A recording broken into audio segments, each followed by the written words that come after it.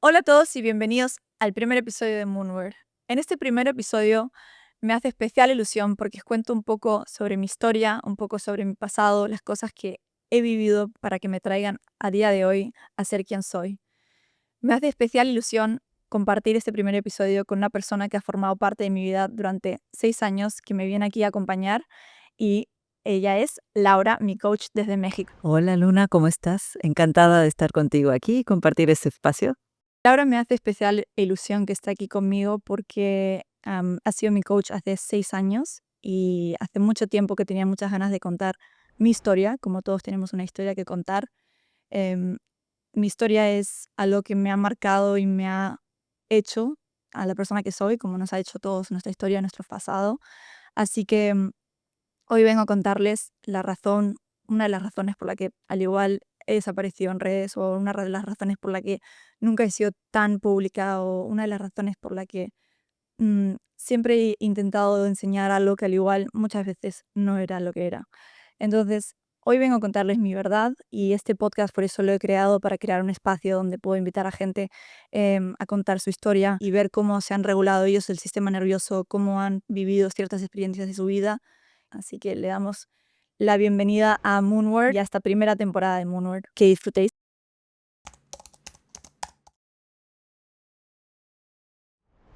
Bueno, Luna, ¿por dónde empezamos? Mi historia empezó cuando yo tenía 3, 4 añitos, cuando mis padres se divorciaron, y viví, no viví ese divorcio obviamente porque ya era muy pequeñita, pero sí que desde entonces sí que vi que mi vida cambió. Mi madre se mudó a Uruguay y mi padre se quedó en España.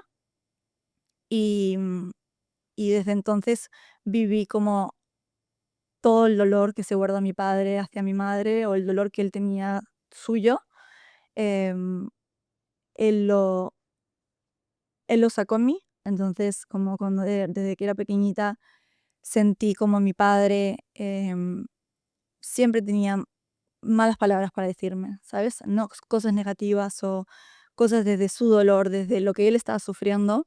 Y, y cuando eres pequeña, obviamente esto no es algo que entiendas como, o sea, ¿por qué esta figura paterna, esta persona que te debe estar protegiendo, que te debe estar queriendo, que es tu primer ejemplo de un hombre, ¿sabes? O sea, la primera persona que ves, que tu primera relación como mujer con un hombre es con tu padre.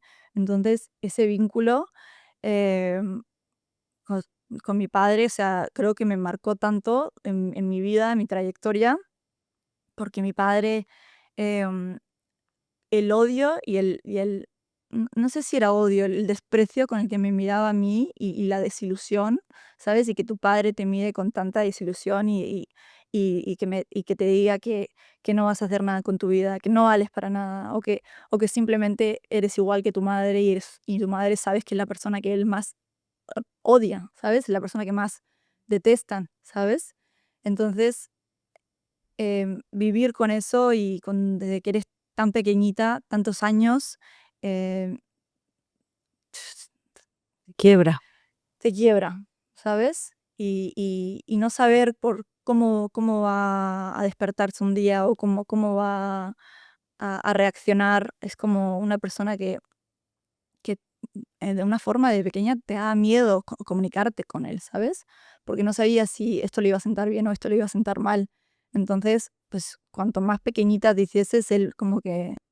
Claro, lo que pasa es que también creo que es importante que la gente entienda que yo creo que esto se ha visto como, o sea, que ha habido más inquina hacia ti, más que hacia otros hijos, por el parecido que pudieras tener tú con tu madre. Entonces es como una imagen viviente en pequeño de tu madre. Entonces yo creo que tu padre pudo haber volcado en aquel momento pues toda esa ira o esa rabia hacia ti, la pudo haber canalizado justamente por eso. Y creo que en todos estos años que nosotros llevamos hablando, también muchas veces ha vuelto a pasar lo mismo. Y ha vuelto a pasar lo mismo porque él te lo dice como un insulto, o te lo dice como una recriminación, ¿no? Es que eres igual a tu madre, o te pareces muchísimo a tu madre, o me recuerdas muchísimo a tu madre. uno no nace con un aspecto que uno elija, me refiero, o sea, eso es algo que está fuera de todo control, entonces, eso también tuvo que haber sido bastante duro y tuvo que haberte marcado mucho. Sí, y importante decirlo, o sea, yo no vengo a ser la víctima de nada, solo vengo a contar mi historia por si a alguien le puede resonar o porque también para mí en mi proceso es algo como que siempre he tenido presente de que tengo que contar mi historia porque va a dar a entender muchas cosas. Y, y el hecho de que mi padre siempre fuese tan duro conmigo y te crea una personalidad como de overachieving, ¿sabes? Como constantemente tienes que demostrar o tienes que ser la mejor en clase, en el colegio, tienes que ser la mejor en los deportes, tienes que, siempre estás constantemente en un estado de que nunca eres suficiente porque siempre tienes que estar demostrando más. Y luego, cuando se lo demuestras y se lo dices a él, o sea, él o me comparaba con que mi hermana era mejor o me decía que no, que esto lo puede hacer cualquier persona, ¿sabes? Entonces era como un círculo, ¿sabes? Sí, donde nunca es suficiente finalmente. Entonces, si nunca es suficiente, te acostumbras a eso, te acostumbras también al maltrato que implica eso, ¿no? De que hacer todo o dar todo de ti o esforzarte muchísimo por algo y que luego aún así no sea suficiente. Entonces ahí es cuando se van como creando, y esto es importante dejarlo claro, creando como patrones relacionales. Y estos patrones relacionales lo que hacen es que tú vayas buscando luego gente con la que te identifiques o que gente que te resulte familiar. Claro. Y ahí es cuando luego viene lo que viene, ¿sabes? A través de eso. Pero creo que, esto fueron, o sea, cuando nos mudamos a Uruguay a vivir 9 años que nos mudamos, cuando yo tenía 4 años y mi hermana tenía, 6, empezamos a tener que venir a visitar a mi padre 2 veces al año y pasábamos un mes, en verano y un mes en las Navidades, y me acuerdo que mi padre no quería que nosotros tuviésemos ningún tipo de contacto con mi madre, entonces, si teníamos algún móvil escondido de mi madre, mi padre no lo quitaba, él no podía entender que nosotros quisiésemos tener un contacto con mi madre cuando estuviésemos con él. Entonces era un mes completamente en shock, o sea, a ver qué pasa y así fue hasta la que nosotros nos mudamos a España de vuelta con 13 años, 13 14 años yo tenía. Y ahí fue cuando me tocaba ver a mi padre más seguido porque obviamente vivíamos en la misma ciudad, ¿sabes? Entonces yo con mi personalidad y mis traumas que ya tenía, ¿sabes? Que no, yo no sabía.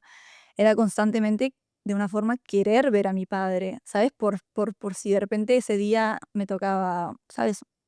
Bien, o me tocaba cariñoso, o me podía, ¿sabes? Y no, ¿sabes? Era simplemente cada día después del colegio, si le veía a mi padre, estaba mi madre esperándome afuera de casa sabiendo que yo iba a volver llorando. O sea, volviese como volviese, yo iba a estar mal, ¿sabes?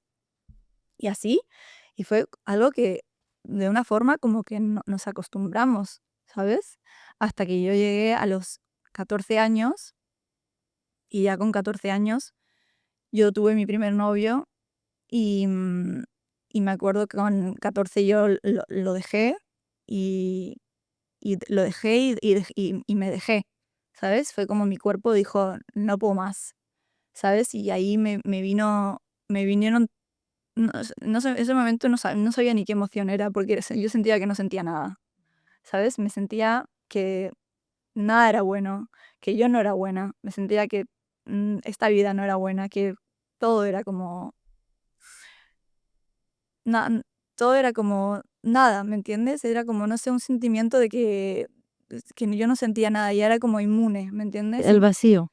Y, mm, y dejé con mi pareja ese momento, ese mismo verano conocí a una persona que luego, o sea, en mi vida vino más adelante. Y, ese verano me acuerdo que dejé de comer, me dejé a mí, dejé a mis amigas, dejé a mi pareja y lo dejé todo.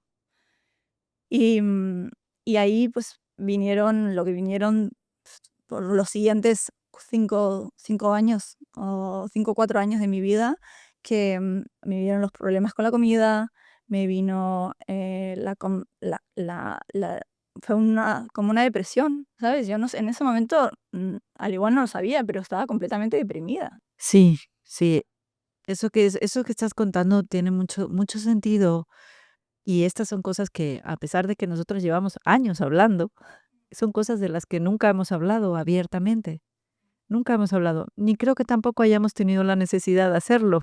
Sí, porque era como que ya lo tenía eso ya había trabajado, eso ya lo había trabajado, ¿sabes? Entonces yo contigo vine a con otros temas, Con otros con otros temas. lados de la familia también, con otras Sí, cosas, ¿sabes? sí.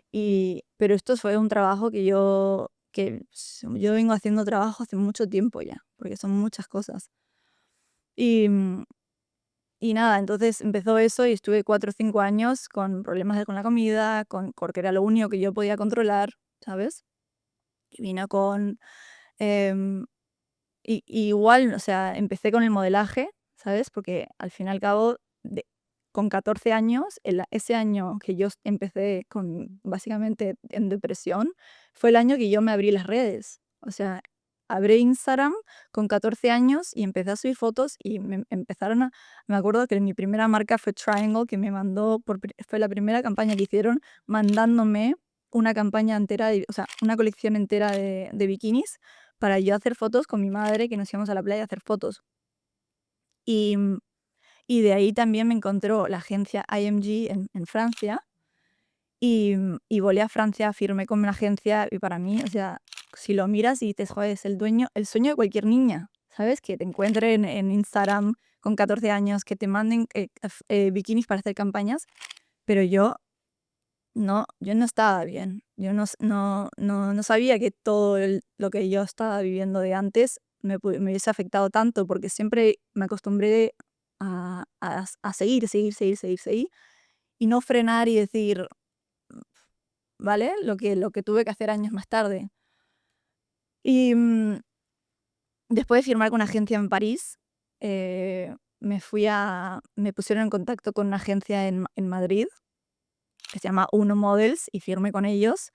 Y me acuerdo que, yo estaba viviendo en el sur, y en el sur era muy infeliz en ese momento porque o sea, mi vida allí no era sana. O sea, yo no era buena conmigo misma. El tener a mi padre muy cerca nunca me hizo bien, ¿sabes? Y, y nada, entonces me fui a vivir a Madrid, y en Madrid empecé a trabajar con esta agencia, con Uno Models, y me acuerdo de hacer muchos trabajos y a la vez subir fotos en Instagram y crecer en redes. O sea, en ese momento tener 20.000 seguidores era imposible, o sea, era inviable. O sea, nadie tenía tantos seguidores. Ahora hay gente que tiene 300 millones, ¿sabes? Pero para ese entonces, o sea, me acuerdo que, o sea, eh, toda la gente que era famosa era como muy alcanzable en ese momento, porque la gente normal no, o sea, no tenía muchos seguidores. Y cuando firmé con esta agencia en Madrid, empecé a hacer trabajos y yo seguía subiendo fotos en Instagram, porque al final de Instagram como que yo conseguía mis propios trabajos como de promocionando diferentes marcas sin que esto hubiese existido antes, ¿sabes? Em, Se acababa de empezar todo esto. Y me acuerdo que mi agencia en Madrid me dijo, no, Luna, no, una modelo no sube fotos a Instagram, no es normal esto, ¿sabes? O sea, no se te ve bien, no puedes hacer esto, esto no se ve bien para una modelo, ¿sabes? No es bueno. Y yo seguía porque al final las redes también me estaban dando dinero, ¿sabes? Y lo disfrutaba y no entendía cómo esto podía ser algo malo, ¿sabes? Al final llegó tanto al punto de que ellos estaban en contra de la imagen de subir cosas en Instagram que me tuve que ir de la agencia, porque no estaban de acuerdo, ¿sabes? Y, y nada, y me fui porque al final, o sea, no iba a dejar de subir fotos, ¿sabes? Porque al final luego me trajo lo que me trajo en la vida. Y, y nada, y después de la agencia, estuve como estaba ya viviendo en Madrid y estaba viviendo en casa de mi abuela, y mi padre vino una vez y dijo que ya no podía vivir ahí, que mi abuela no me dejase vivir en esa casa, porque me tenía que ir a vivir al sur. y porque lo del modelaje él no lo veía, él no le gustaba, no estaba de acuerdo, las redes menos, él nunca le gustó las redes, no le sentía que no servía para nada. Total que mi abuela me dijo que me iba a tener que ir el día después de Navidad, cuando estábamos pasando Navidades. Y resulta que aquel chico que yo conocí con 14 años, cuando yo estaba muy deprimida, justamente volvió a mi vida en ese momento y le acababan de dar un piso. Entonces, ¿qué? 2 más 2 para mí eran 4 en ese momento. Así que, nada, me fui a vivir con este chico y, y bueno, en ese momento no lo sabía, pero me fui a vivir a la Boca del Lobo y, y nada, y ahí vinieron 1 año y medio de una vida, algo muy complicado, de algo muy turbulento, que me fui a vivir con una persona, pues obviamente que no, después de vivir lo que yo viví con la primera imagen de padre que tuve, ¿sabes? De hombre, pues entonces me atraí a una persona que no estaba bien, o sea, no estaba bien consigo misma y una persona que me hizo mucho daño. Em, y nada, y estuve viviendo con esta persona 1 año y medio, y las veces que me intenté ir de su casa, típica persona que trepaba en las paredes, en las ventanas a decirme que saltaba si me iba. La persona que me cortaba con tijeras la maleta si me iba, ¿sabes? Y em, una persona que me enclaustró. Era como que me creé una jaula, ¿sabes? Estaba como, me separó de mi familia, me separó de las redes porque él no soportaba las redes, me separó de, mm, de mis amigas, de todo. Era como que necesitaba estar en una burbuja para que él estuviese así bien. Y yo con ese dolor, esa herida que yo tenía en ese momento, ¿sabes? De que si hago por esta persona, cuanto más hago, más me van a querer o tengo que hacer para que ellos estén contentos, ¿sabes? Con esa dinámica que yo ya venía de atrás de mi padre, pues se creó una situación muy tóxica. Sí, bueno, más que tóxica, yo creo que se perpetuó el maltrato. Se perpetuó, sí. Y esto es algo que la gente no termina de entender y hay algo importante que es que te terminas desensibilizando. A cuanto más maltrato te expones, más terminas siendo inmune a ese maltrato y se termina normalizando. Entonces, cada vez, aunque veas más o toleres más, no eres consciente de ello. No eres consciente de ello. Y yo creo que fue un poco lo que pasó en ese momento, ¿no? Mm, Y es una normalización ya, Sí, ¿sabes? sí. Una normalización totalmente de lo que está completamente mal. O sea, que ahora lo veo y yo digo, a mí lo que más me duele ahora de mirar atrás y decir, es como, jo, es que era tan pequeña, ¿sabes? Era una niña tan pequeñita que es como, y siempre me creía tan mayor y no era normal, o sea, nada era normal, ¿sabes? A ver, es que es el hecho de tener unos padres que no te protejan o unos padres que condicionen el amor, hace que uno se tenga que buscar las castañas o sacar las castañas del fuego muy pronto y siendo muy pequeña.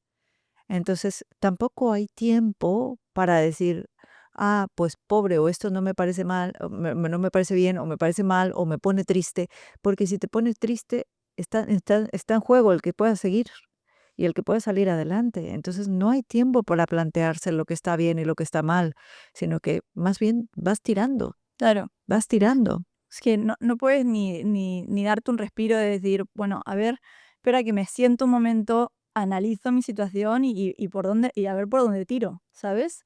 Es como vivo el momento ahora mismo y es que mañana es que no sé qué va a pasar, ¿sabes lo que te digo? O Sí, sea, es un poco como así y así estuve años y años, o sea, hasta que,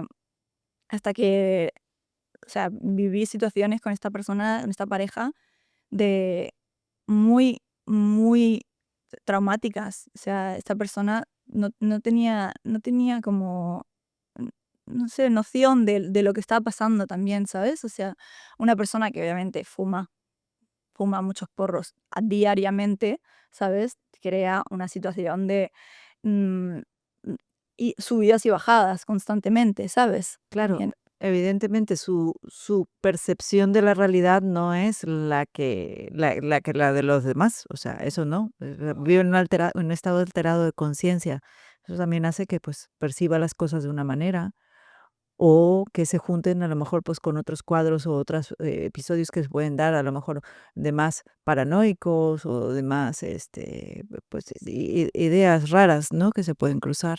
Sí, y hablando de, bueno, de paranoicos, o sea, me acuerdo una historia de estar en casa y acabábamos de adoptar un perrito. Bueno, acabamos de adoptar un perrito, tenía 3 4 meses, acababan de dárnoslo de poder no estar ya con su madre, ¿sabes? Que tiene que pasar un cierto momento. Y me acuerdo que él fue a la universidad y al volver de la universidad el perro se había meado como cualquier perro normal chiquitito, ¿sabes? Que acaba de empezar.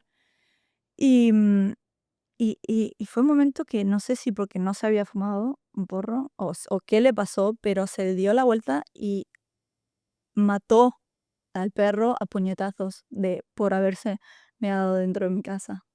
O sea, y él se fue de la casa porque tenía no sé qué cosa que hacer y el perro se quedó en mis brazos ahogándose por los puñetazos que le habían dado. Dios, esto es durísimo, Luna. O sea, Son cosas ¿cómo vive uno con eso? son cosas que no, bueno, pues eso. Y nada, y al final, pues, como salí de ahí, pues, la policía me sacó de esa casa, porque los vecinos estaban asustados, me vino a sacar la policía, a irme de ahí, y, y nada, y me volví a casa de mi abuela, le pedí por favor que me pudiese volver con ella, volví a su casa, y, y nada, y estuve ahí 3 meses, o habían pasado 2 o 3 meses desde que volví a casa desde que volví a casa de mi abuela, y, y justo mi hermana venía a la ciudad con mi padre 3 o 4 días, una cosa así, porque ellos se iban a hacer un viaje por California, porque mi hermana iba a estudiar por ahí. Y, y yo ya estaba mentalizada de, vale, viene mi padre a la casa, voy a estar lo más pacífica, lo más tranquila, soy consciente mm, o sea, de que me va a buscar, ¿sabes? Y pasaron días, cada día él me contaba, él tenía algo contra, ¿sabes? Cada día se encontraba alguna historia en contra de mí o lo que fuese. Y, y de repente a las 3 de la mañana me encendía las luces de mi habitación y me decía, pero ¿de quién es esta ropa? ¿Has metido un hombre aquí? No sé qué. Y era el pijama de mi hermano. O sea, de eso de buscar, él me buscaba, ¿sabes? Y, y luego el último día que se iban a ir, yo me levanto siempre súper pronto para desayunar, siempre soy la primera, y estoy desayunando ya, había hecho mi café hace un rato, estoy sentada tranquila, baja mi padre y ya empieza, que no sé qué, que no sé cuántos, que no sé cuántos, y ya criticándome que no voy a hacer nada, que no estoy haciendo nada con mi vida, que estoy desperdiciándome, que, que es que no sé qué y que no tal, no sé. No sé ni a qué. Hasta que empieza a insultar a mi madre. Empieza a insultar a mi madre porque es que no sé ni cómo llegaba él a estos puntos, ¿sabes? Como, porque yo hacía, o sea, intentaba hacer una desconexión porque si no es como siempre, ¿sabes? Y digo, no queda nada, ya se va, ¿sabes? Y entonces empieza a decir que si mi madre esto, que si mi madre hasta que la insulta, ¿sabes? Y yo me levanto y después de haberles preguntado, por favor, para, papá, por favor, para, por favor, para, por favor, para. Y él sigue, sí, pero no sé, y no sé qué, y de repente yo ya no puedo más y agarro mi café y le tiro el café y mi padre ya viene corriendo hacia mí y yo ya digo, es que ya está, ¿sabes? Ya está y me agarra el pelo y me empieza a pegar, o sea, como ata del pelo y me empieza a pegar me empieza a pegar y yo empiezo a gritar y lo único que veo es a la chica que está con nosotros hace muchísimo tiempo, Jessica, que se está agarrando la mano así, llorando, llorando, llorando y no me quería soltar. Y lo único lo único que me saltó fue porque bajó corriendo mi hermana por los gritos que se escuchaban y lo empujó y le dijo: "No toques a mi hermana".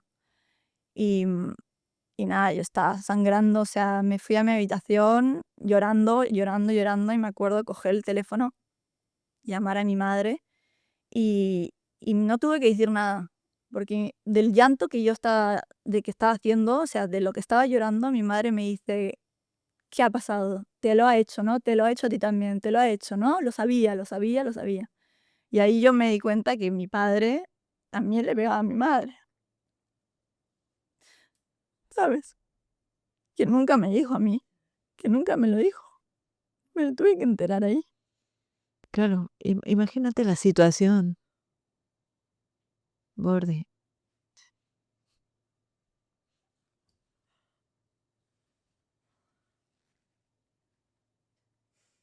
Imagínate la situación y luego también cómo se perpetúa el maltrato para tratar de salvar al otro, ¿sabes? En el sentido de querer decir: "Oye, tu padre está ahí, respeta a tu padre, quiere a tu padre, es una figura", etcétera, etcétera, y no te cuentan toda la historia para salvaguardarte, para protegerte, y finalmente, las cosas terminan saliendo de una forma o de otra, ¿no? Es que la gente es como es, ¿no? O sea, si lo hizo con ella, ¿por qué no lo haría? ¿Sabes? Yo creo que sí, que es además una persona, pues, que no creo ni que tenga conciencia de que esté haciendo algo mal. Es que yo creo que mi padre lo tiene tan integrado de que lo ha pasado a él, se lo han hecho a él, ¿sabes? Que, que bueno, y jamás me pide perdón, jamás. Es más, que yo cuando subí mi habitación, que llamé a mi madre y me dijo eso, que le digo: "Tío, ¿por qué no me lo has dicho? ¿Sabes? ¿Por qué no me lo has dicho?". Yo creo que me hubiese ahorrado mucho, ¿sabes? Si hubiese visto a mi padre o sea, una persona por lo que es, ¿sabes? No digo que esto, o sea, le describa por cómo es él, pero me refiero que yo hubiese podido elegir, ¿sabes? Sí, sí, yo creo que, Sabiendo esa información. claro, aún así, y pese al vínculo, que tenías, de que no sabías lo que podías esperar de tu padre, o de que la relación era como ambivalente, en el sentido de que a veces estaba normal, pero en cualquier momento sabías que podía saltar y que podía haber un conflicto. A lo mejor lo que hubiese hecho tu madre o te hubiese ahorrado fueron años de idealización, ¿sabes? Años de decir, no, es que es mi papá.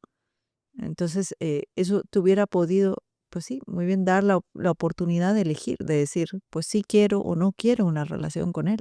Tal cual. Y no, y luego subió mi abuela a mi habitación y me dijo que si yo no le pedía perdón a mi padre, que me tenía que ir de la casa. Así que pues ahí ya me fui y ahí estuve ya y así empecé a pasar como cada año me mudaba 5 o 7 veces, pero estaba en un Airbnb, otro tal, y siempre moviéndome, em, siempre moviéndome.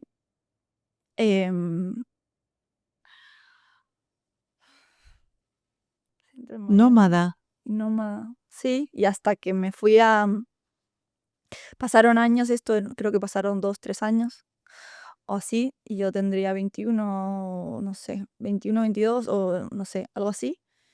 Y me fui a pasar, me acuerdo, un fin de año, porque, la vida es así, como que cuando ven que estás un poco haciendo tu vida, estás un poco más contenta, y, me pusieron a mi ex de frente de nuevo, porque tenemos amigos en común o lo que sea, y estuvo cada día pico pala conmigo, intentándolo, intentándolo, intentándolo, hasta que volvió a caer. Me acuerdo, pasamos un fin de año, ese fin de año, y volví aterrada de nuevo, o sea, llorando, llorando, llorando, porque, o sea, siento que como que Dios te pone a gente de nuevo para ver si ya lo has superado, o sea, si ya estás, ¿sabes? En plan, si ya has cerrado ese, ese ciclo con esa persona, ¿sabes? O sigues teniendo que aprender esa lección, ¿sabes? Como que lo veo de esa forma yo. Y obviamente yo pues volví a recaer porque seguía sin estar fuerte como debería, ¿sabes? Es como que me puso a prueba de nuevo. Y volví a caer, volví a acabar fatal. Me acuerdo desde Ibiza a Madrid, un vuelo, me encontré con una persona con la que fui a la universidad.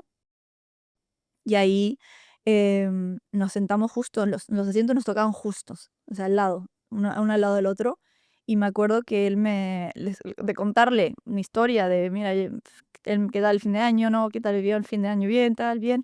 Y yo le contarle mi historia de lo que me acaba de pasar con este ex, tal. Y me dice, pues tengo una persona que te deberías conocer, una persona que me recomendó, ¿sabes? Y yo no, no creo en las coincidencias, ¿sabes? Y, y entonces como que me dijo eso y ya como que hablamos de otras cosas y ya me fui del avión, llegué a mi casa y se me quedó en la cabeza y le digo, pásame ese número, de ese nombre de esa persona que me has recomendado y me pasó tu número, me acuerdo. Y ahí hablamos por primera vez y nos conocimos en Madrid, me acuerdo, en tu piso, en tu primer piso. Y ahí hace 5 o 6 años, Hace que 5 o 6 años, sí, sí. hace mucho tiempo. Y me acuerdo perfectamente de la primera vez que me viste, me acuerdo que me dijiste, te tenemos que alinear las energías, que estás como con las energías, que tienes las energías por todos lados. Y yo me acuerdo que estaba en ese momento justo como de acababa de venir de Ibiza, que estaba sin parar, de un lado para otro, mudándome, saliendo mucho, y ahora a la vez trabajando en las redes, pero sin esa disciplina de sentarme y trabajar, ¿sabes? Estaba, pues, dispersa. Sí, dispersa y yo creo que sin todavía, a pesar de toda la historia, y esto incluye también tu tiempo en Uruguay, como que no hubo nunca un momento en tu vida donde pudieras hacer una pausa. Y yo creo que en el momento en que nosotras nos encontramos fue como un momento, no inmediatamente, porque también eso es un proceso, hay que entender que el cambio es un proceso. Entonces, te tomó un tiempo hasta que pudiste hacer una pausa. Y la gente muchas veces piensa que la pausa es un paréntesis vacío, o la nada, o la pereza, o la inacción, y nada más opuesto a eso. O sea, en realidad la pausa es un tiempo que yo me tomo con un propósito, con una intención. Y yo creo que a partir de ahí es como que empieza a gestarse el cambio, ¿no? Empieza. Y ahí es cuando yo pude también, darme mis respiros, ¿sabes? De mis trabajos, de hasta a dónde quiero ir, ¿sabes? En plan, qué recorrido quiero hacer. Y, y bueno, que también esos respiros llegaban como con también breaks míos, también que yo necesitaba mis breaks y de encontrarme, ¿sabes? También de que estaba siempre probando muchas cosas y tú como que contigo trabajamos mucho lo de ponernos nuestras metas, trabajar hasta hacia esto, ¿sabes? Era como, hicimos un equipo, un coaching, me hacías un coaching muy de custom, ¿sabes? A mí, ¿sabes? De conocerme, de entenderme, ¿sabes? De también abrazarme, eso mucho también me hacía falta, y, y también apoyarme, ¿sabes? En mis proyectos y entender, vale, ¿por qué estás haciendo esto ahora? ¿Para qué lo hacemos? Y, y la suplementación para regular mi sistema nervioso que estaba muy fuera de control. em, Y nada, y fuimos como poco a poco y recayendo y con un chumuco o sea, mi chumuco es básicamente una palabra que viene de México que usamos para nombrar cuando a mí se me iba, ¿sabes? Cuando tenía unos momentos ¿qué? No sé, de antiluz, ¿sabes? Que lo quería mandar todo un poco a la mierda y y se m y nada, y he recaído y es todo un parte de mi trayectoria, ¿no? Poco Sí, tenía que claro. tenía que abrazar mi chumuco. Es parte de tu Aprendí proceso. a abrazarlo para que para no suprimirlo, ¿sabes?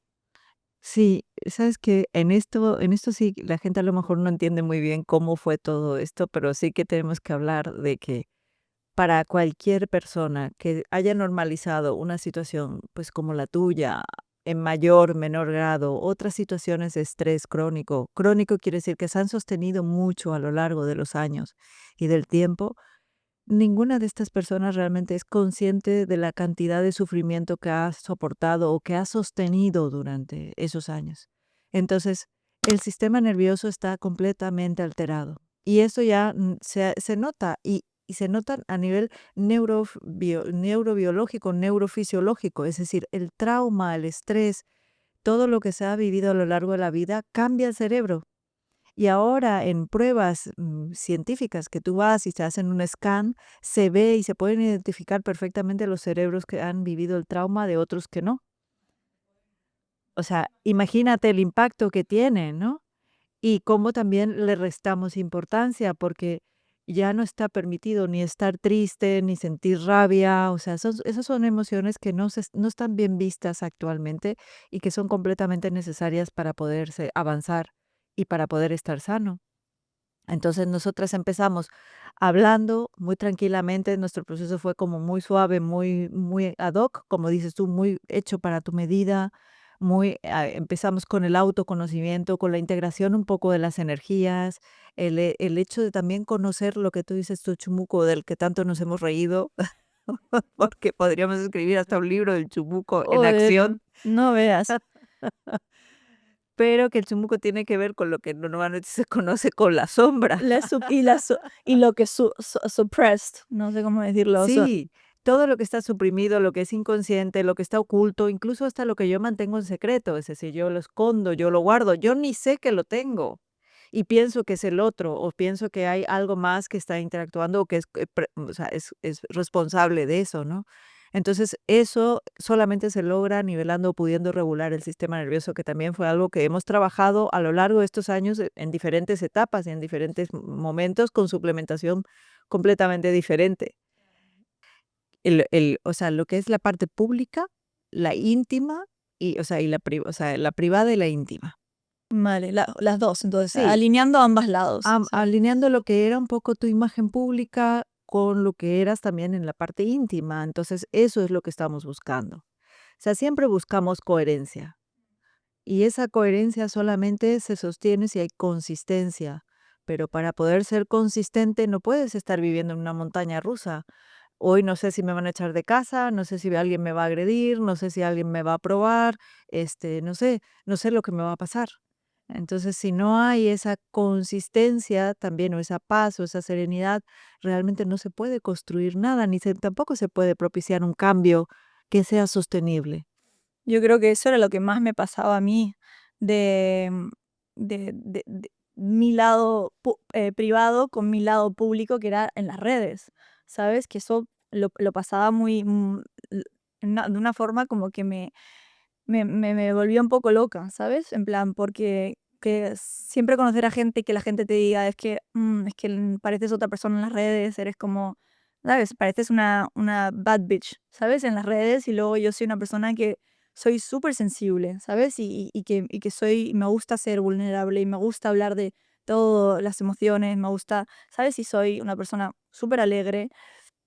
Entonces era como que ya no sabía yo cómo alinear esas 2 cosas, ¿sabes? En plan, mi lado público con mi lado privado, ¿sabes? Que, o sea, que también soy una bad bitch, ¿sabes? Pero que también me gustaría, que la gente pudiese ver ese lado de mí, eh, a todo, A ¿sabes? todos, Todo. sí. Y lo que pasa que también eso es lo que tienen las redes, a fin y de cuentas.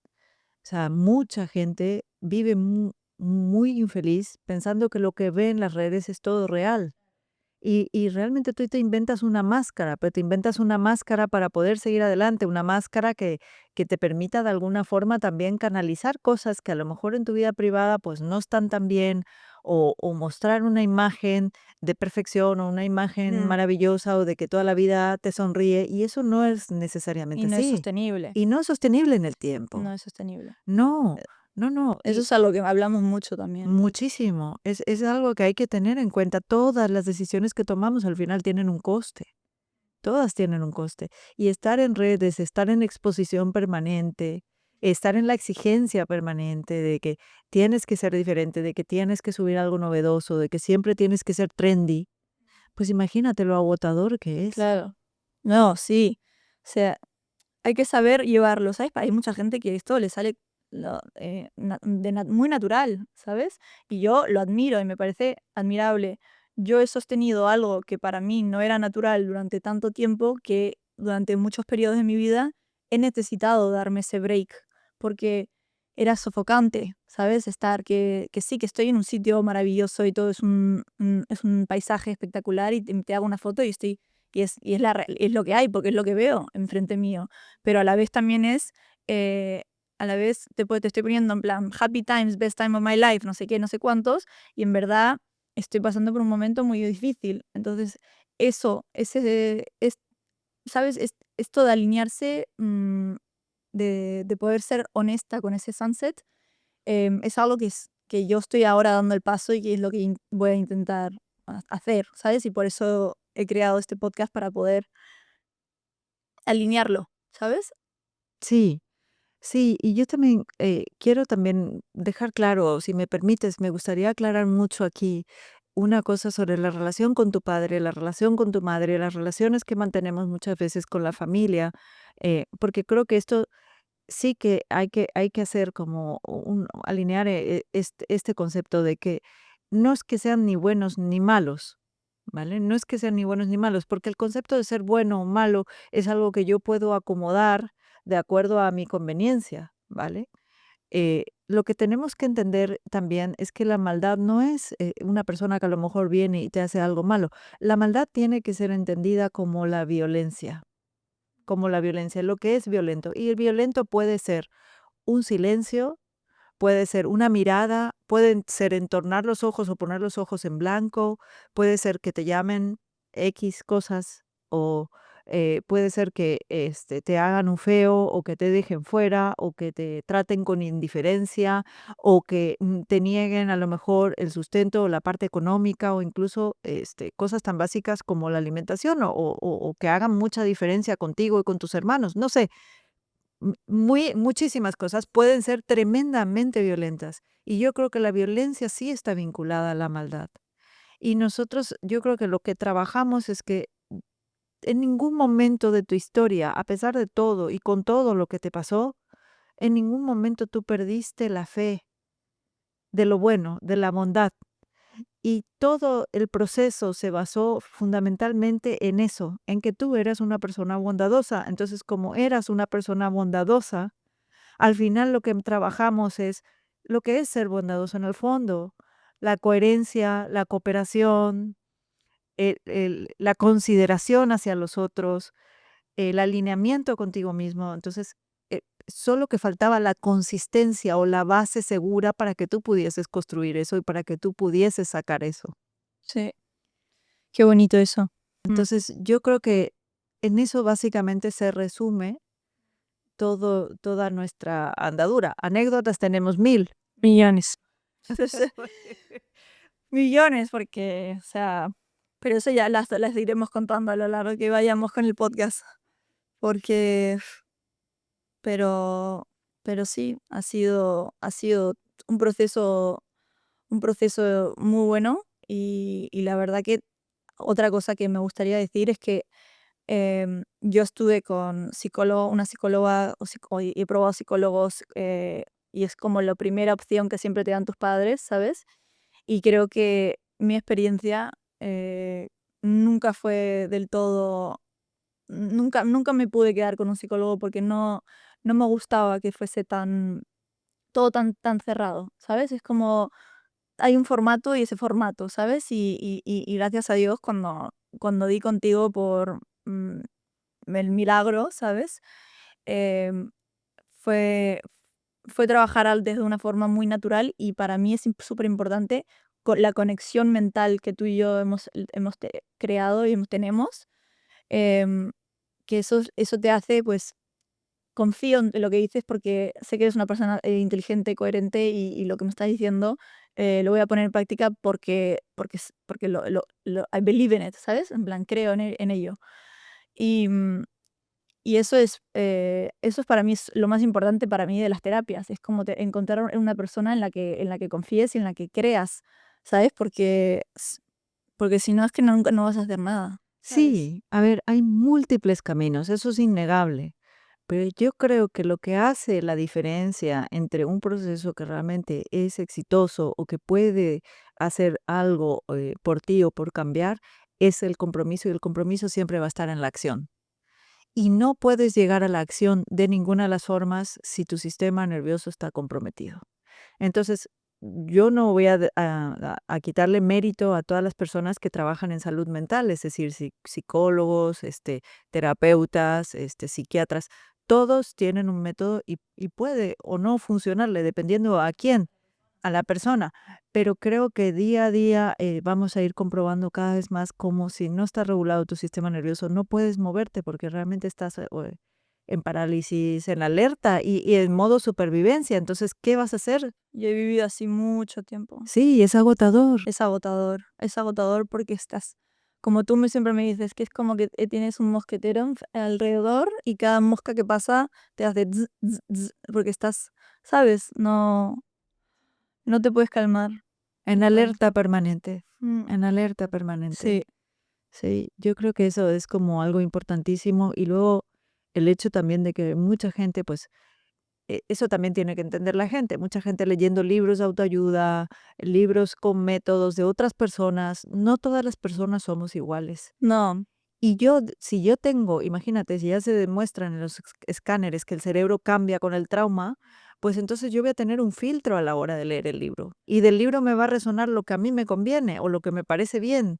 Entonces sí es interesante entender que uno puede crecer, pero uno puede crecer desde un vínculo seguro con otro y a través de un otro. Entonces es necesario esto. sí. Esto, o sea, esto es para mí de las cosas que más me ha ayudado, porque yo cuando empecé a trabajar contigo, obviamente trabajamos mucho y yo estaba pues eh, muy enfocada en la meditación, en la respiración, en la manifestación y en mantener mi rutina, que es importante para mí siempre estar en mi rutina, em, hablarlo y yo me acuerdo estar soltera en ese momento y sentirme muy bien, ¿sabes? Sentirme segura de mí misma y demás. Y luego ya cuando conocí a mi marido, me acuerdo que ahí empezamos otra terapia, ¿sabes? Porque es como que empecé otra terapia totalmente, porque cuando tú estás solo y estás bien es una cosa, pero luego cuando empiezas en una relación, ahí te das cuenta que abres el abanico a muchas otras cosas que no ves cuando estás soltera, ¿sabes? Y creo que es muy importante porque al final ves otro lado de ti que yo le decía a Gordy: "Jo, es que no puede ser, de verdad. Yo pensé que ya estaba, que nada", pero empieza otra trayectoria, ¿sabes? Y estuvimos trabajándolo mucho y salía mucho mi chumuco por muchas otras cosas que al final venían de muchas otras relaciones, ¿sabes? Que, que mi marido supo abrazar a través de mucha comunicación, que contigo hablamos de muchas cosas, ¿sabes? Y lo más importante también que yo necesitaba trabajar es que necesitaba yo mucha paciencia, porque yo siempre intentaba ir más rápido de lo que mi cuerpo necesitaba, ¿sabes? Y eso también era aceptar que bueno, que hoy ha salido mi chumuco, pero que bueno, que tengo también, que viene mañana y que mañana puedo hacerlo mejor, ¿sabes? Justo, justo. Bueno, también eso es una cosa, lo que es el tema de la impermanencia. O sea, hoy tenemos el chumuco, bueno, vale, está bien, mañana no va a estar, pasado tampoco, no sabemos. Pero si viene, ya le conocemos, ya les aceptamos, ya le identificamos, ya sabemos que es mío, que no es del otro. Entonces me puedo hacer cargo. Eso también es importante, Importantísimo. súper importante. Y yo creo que también el hecho de estar viviendo permanentemente en 2 cosas, una sensación de urgencia, de que las cosas tienen que ser ya, aquí y ahora, porque todo es demasiado frágil y puede saltar por los aires en cualquier momento. Entonces es como que tengo que ir a mi velocidad y rápido. Y luego lo otro que también creo que hemos trascendido muchísimo, que es el hecho de querer tener una vida épica o que mi vida sea épica todo el tiempo. Sí, Entonces eso no da espacio a que podamos integrar lo claro. cotidiano, Y la rutina, asentarse. exactamente, el asentarte, el poder establecerte.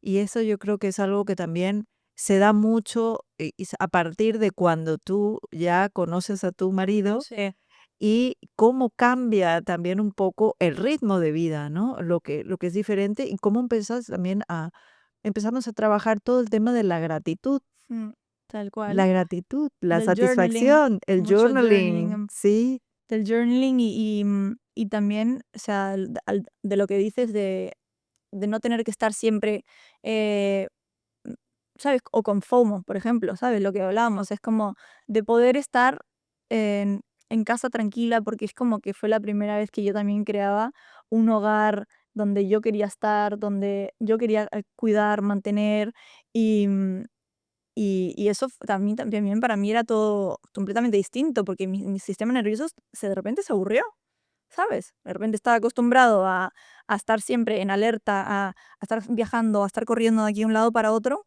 a de repente estar en paz, ¿sabes? Entonces por eso salía el chumuco, porque el chumuco tenía esa costumbre de, de, de a ver qué pasa, a ver qué podemos, qué tal, ¿sabes? En plan de no saber, ¿sabes? Sí, de lo inesperado, del caos también un Del poco. caos. Estaba Pero acostumbrada al claro, caos. cuando tienes tu sistema nervioso tan alterado y no lo sabes, hasta lo bueno y lo seguro puede parecer peligroso. Porque Claro, dices, no lo reconozco, no claro. sé qué pasa, no Esto es sé qué raro. pasa, es ¿Por qué está todo raro. bien? ¿Por qué está todo Exactamente. bien? ¿Por qué está todo bien? Siento que en cualquier momento va a Va a saltar pasar todo por algo. los aires y va a pasar algo. Y yo decía, no, Hay no, una no. cámara oculta. Hay cámara oculta. A ver, tranquilidad, tranquilidad, porque es que si no, generábamos unas situaciones o se generan unas situaciones que dices tú, pues, ¿a cuento de qué ahora, Claro. no? ¿De cuento de qué? Totalmente. Y sí, y siempre venía del miedo, Es ¿no? siempre del miedo. Siempre viene el miedo del miedo a que no, a perderlo todo, a que se vayan antes de que a que me dejen, a, a no creer que cosas tan bonitas me podían suceder, o crear una relación tan bonita, o sentirme tan bien, tan feliz y tener miedo a que no dure, que no, ¿sabes? Todo esto. Y nada, y bueno, y seguimos, o sea, seguimos Y trabajando, aquí estamos. y seguimos trabajando, y vamos a seguir trabajando, y nada, estoy súper agradecida de que estés aquí, Gracias a ti. de que Yo estés feliz. aquí, de poder contar mi historia contigo, y de que me hayas ayudado todos estos años. No, trabajamos durísimo. O sea, yo te acompañé durante todo este tiempo, pero tú hiciste la parte más dura del trabajo porque esto también tienen que saberlo, no es una cosa de, somos tan amables y nos queremos mucho, ¿no? Había muchos días donde eran muy desafiantes o donde tuve que muy dolorosos o tuve que retarte mucho en el sentido no de retarte de regañarte, sino que en el sentido de decirte, oye, mira, vea por esto, hazlo, ponte las pilas, trabaja duro, ¿por qué no vas a hacerlo? O sea, cuestionarte mucho. Eso Cuestionarme, sí. Cuestionarte mucho, Mm. eso, no es una cosa que sea fácil para nadie, o sea, que alguien Sí, te para alguien que cuestione. te quiere, ¿sabes? Siempre es más difícil ser más dura con las personas que queremos, Sí, ¿sabes? sí, Pero también son formas de abrirte los ojos que hacen falta, ¿sabes? Y, y que crear una disciplina que hacía falta también en mi estructura, ¿sabes? sí, yo creo que eso es el cambio fundamental y eso es como el mayor logro, el mayor éxito de todos estos años de trabajo. Yo creo que tú puedes tener una estructura consistente, viniendo de donde vienes, que tú puedas haber creado tu propia estructura y que ésta sea consistente. Dentro de ese marco ya puedes ser tú misma, con chumuco y todo. Claro, es aceptado. Le hemos Es dado la bienvenida, aceptado y querido. le tenemos acogido. Sí, sí. Así que bueno, yo te agradezco un montón la oportunidad de haber compartido con esto. Para mí es un honor de verdad participar en tu primer episodio. Feliz, me alegra muchísimo que te hayas animado a dar este paso. tú sabes lo que siempre decimos, ¿no? Si tenemos miedo, pues hacemos las cosas hasta Con con miedo. miedo y aquí estamos. Aquí estamos. Así que yo espero y confío en que sea un éxito y que sea todo lo Muchas mejor. gracias. Y Muchas a gracias. ti, Gordy. Y nada, de repente nos veremos en la próxima. Pues ojalá que nos veamos pronto. Y a vosotros, muchas gracias por ver este episodio de Moonward, el primer episodio, y nos vemos en el segundo. Por favor, dejar vuestros comentarios y decirme qué os parece. Y muchas gracias.